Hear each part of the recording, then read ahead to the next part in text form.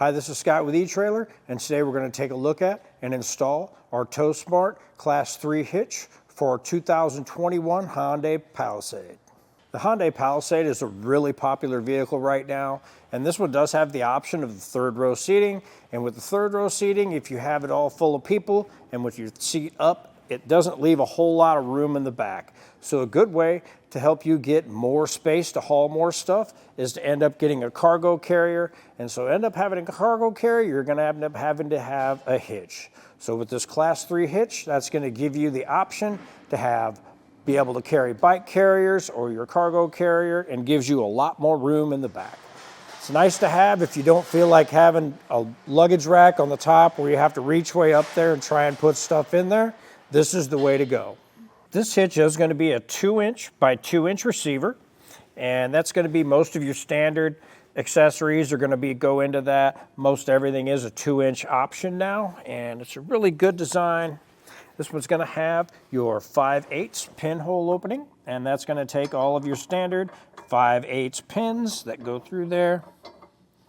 And this one does not come with the pin, but we do offer them here, available at eTrailer.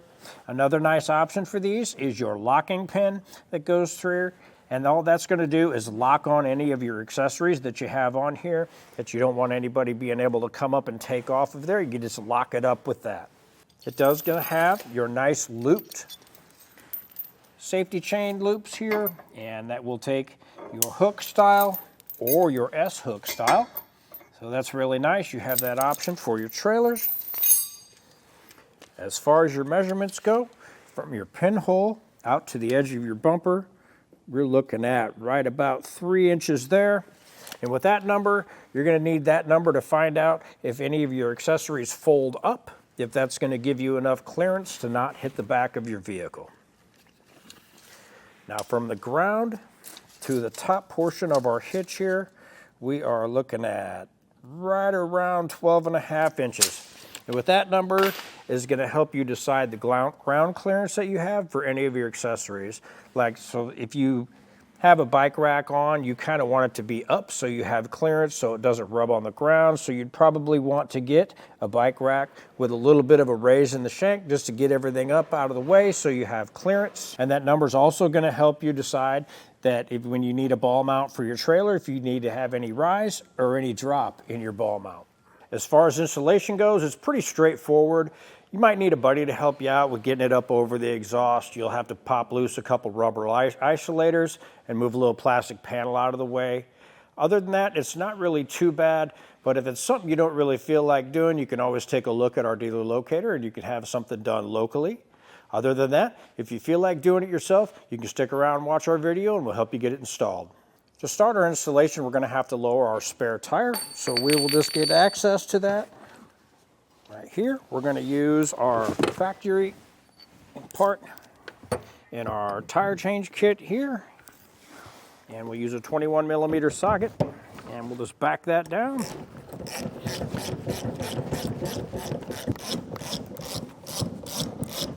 We can lift up on it a little bit, and we'll just pop our keeper through like this and pull our tire out of the way.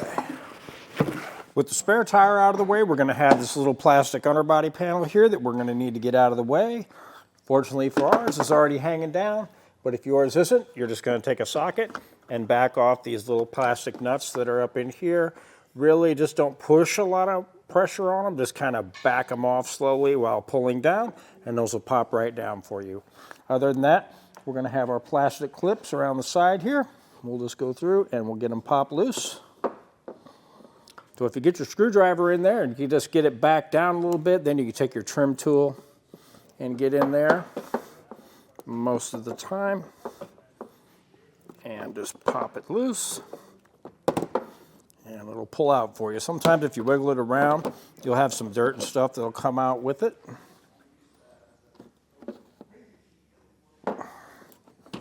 These can be a fighter sometimes, so just keep working with them and they will come loose.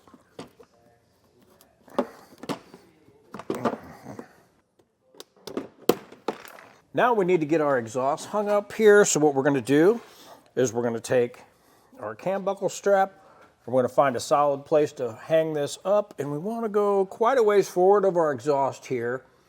So what I'm going to do is I'm going to go right over up here on the side of one of our suspension arms here, and across, and over to the one on the other side.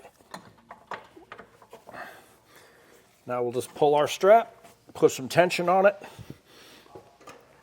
That way when we break our isolators loose, it's supported and it's not going to drop down and do any damage. Now I'm just going to take some silicone spray. You can also use soapy water and just want to get it on your rubber isolators. We have one here on the back. Just going to get some on that. And we have one here. We're going to get broken loose as well.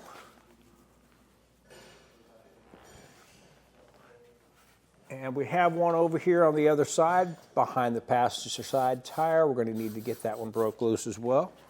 Now we can take a pry bar, or you can use a exhaust isolator tool as well. We're just going to get behind it and we're going to pry it out. Just get that out of the way there, and we're going to work our way forward. We have the one over here.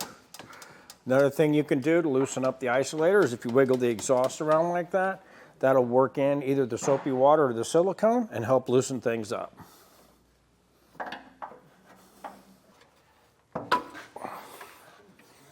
Now with all them undone, we can back our cam buckle strap down a little bit.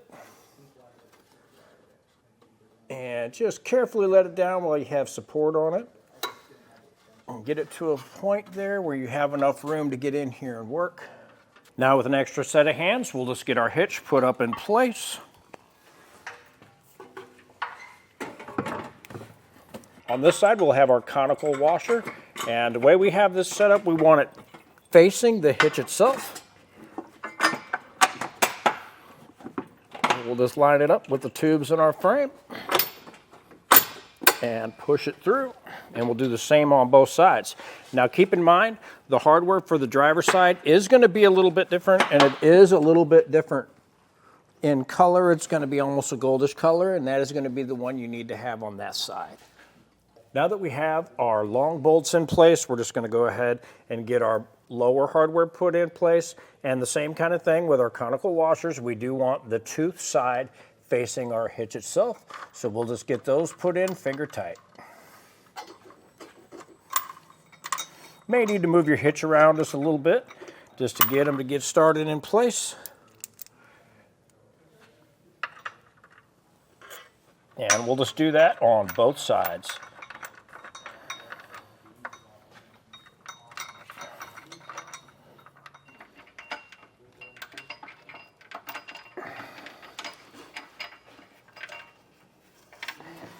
So one of these nuts is going to be a little bit bigger than the other two. So what I'm going to do is just take our conical washers, teeth side, put them towards the frame, and we'll get one started on over here.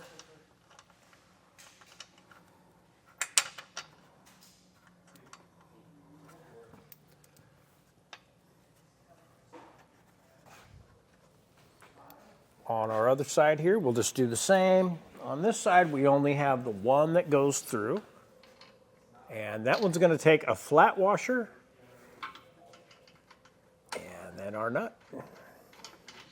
And usually what I'll do before I even start is I'll sort my hardware out and spin the nuts onto the bolts, and then I'll know exactly which ones go to which, and then I just keep those together. It makes it a lot easier than having to go through and try and figure out which one goes where. Now we'll go through and just snug down all of our hardware.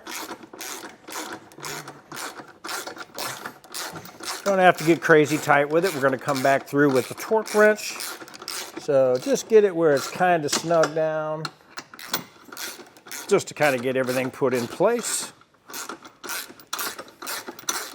Now after we have everything snug down, we're just going to go back through with our torque wrench and get everything torqued down to the torque specs in our instruction manual. Now if you don't have a torque wrench, you can check them out here at eTrailer. We do have them available, or you can look at your local parts store and see if they have one to rent. Sometimes they have them available for rent for free. And as you're going through torquing your hardware, keep in mind you are going to have different torque specs for each set of the different hardware that you have. So keep an eye on your instruction manual and kind of go through the placement of it and where it's at and what the torque specifications are.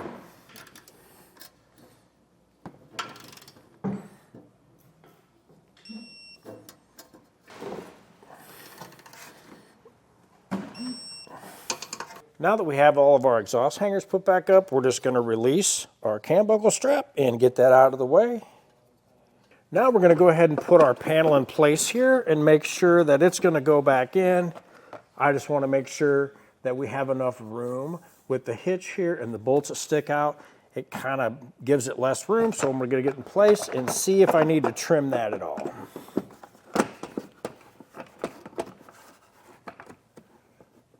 Unfortunately, we'll not, so we'll just get that put back in place. Now we can get our clips all put in place, and that'll do it for the install of our panel. Now we'll get it back on the ground and we'll get our spare tire put in place.